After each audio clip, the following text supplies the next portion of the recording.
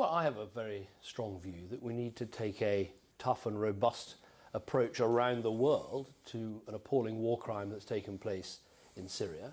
But I'm also a Democrat who believes in consulting and listening to Parliament. And I think I've set out those steps in a very deliberate and careful way. But we have to listen to Parliament. Parliament spoke.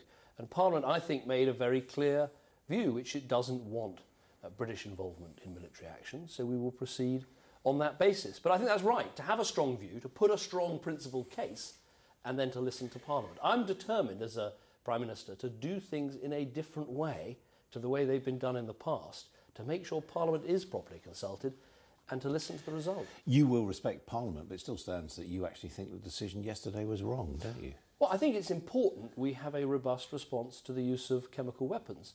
And there are a series of things that we will continue to do. We'll continue to take a case to the United Nations. We'll continue to work in all the organisations we're members of, whether the EU or NATO or the G8 or the G20, to condemn what's happened in Syria. It's important we uphold the international taboo on the use of chemical weapons.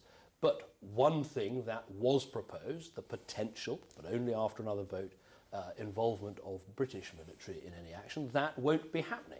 Now, that won't be happening because the British Parliament, reflecting, I think, the great scepticism of the British people about any involvement in the Middle East because of all the difficulties, and I understand that, that part of it won't be going ahead. Have you spoken to President Obama yet? Have you apologised to him? I haven't spoken to him since the debate and the vote, but I'd expect to speak to him over the next day or so.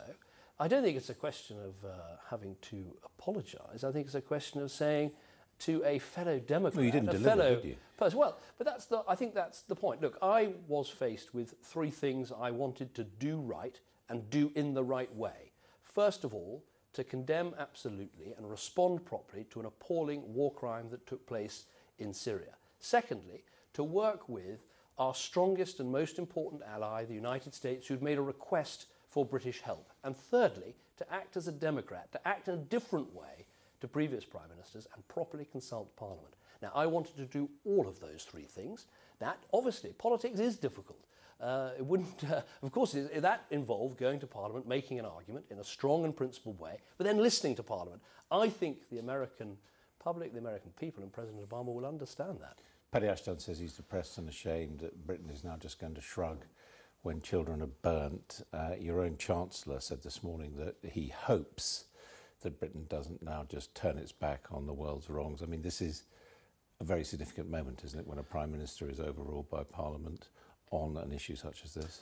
Well, I don't agree with Paddy Ashton. I mean, this is still the same British Parliament that voted to take strong and principled action to stop Colonel Gaddafi murdering and massacring his own people in Benghazi. This is a British government and a British Parliament that's leading the way on how we tackle poverty in the world. It's a government and a parliament that is deeply engaged in the world, with the fourth largest military in the world and one of the best diplomatic networks any country has in the world. We have great strengths as a country and we should continue to use those. But on this specific issue, because of the huge concerns about this appalling Syrian conflict and people worrying about how we might get sucked into it, on this specific issue, that trumped, as it were, the sense of outrage about the chemical weapons. Now, I understand that. I get that. We will not be taking part in military action, but it doesn't change. Whatever America does, whatever happens in Syria, if there's further use of chemical weapons, it's ruled out now, well, is it? The British military British involvement? Parliament has spoken very, very clearly about its views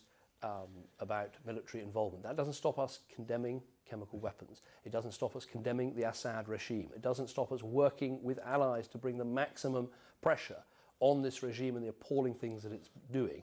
But on the specific issue of British military action, I think that was the message of the debate and of the votes last night. Votes in which it was interesting that, you know, both party leaders, the Prime Minister, couldn't get his motion, the Labour motion, and I regret that we were dividing the House rather than trying to bring the House of Commons together. I worked hard to do that. Neither motion passed. Two final questions. Relating to that, did the Labour leader Ed Miliband behave dishonourably in your view?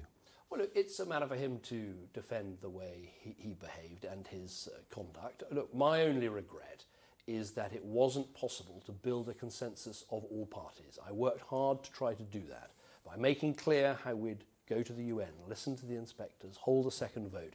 But in the end, Opposition leaders have to make choices just as prime ministers make choices. I made my choice about how to handle this issue, doing the right thing in the right way, learning the lessons of the past, but I regret it wasn't possible to have that consensus in the House. But in the end, that's a secondary issue. The real issue is the House of Commons spoke, and the government will listen. Finally, 2 ministers missed the vote. The whips obviously didn't do a very good job. How are you going to reboot your government now? Well, I think the whips did do a good job. There was a huge amount of contact with colleagues, a lot of discussions, many of which I held myself. And I made a sincere and, I believe, powerful argument, but people have equally sincere and powerful views in a different way. That's what Parliament's for. That's what democracy's for. We vote, we decide, and then we act accordingly. As for the 2 ministers who missed the vote, this was a technical issue. They'd made it for the first vote. They were in a room in the House of Commons where they didn't hear the division bell. They missed the vote. They've apologised profoundly. I've accepted that apology, but it wouldn't have changed the result.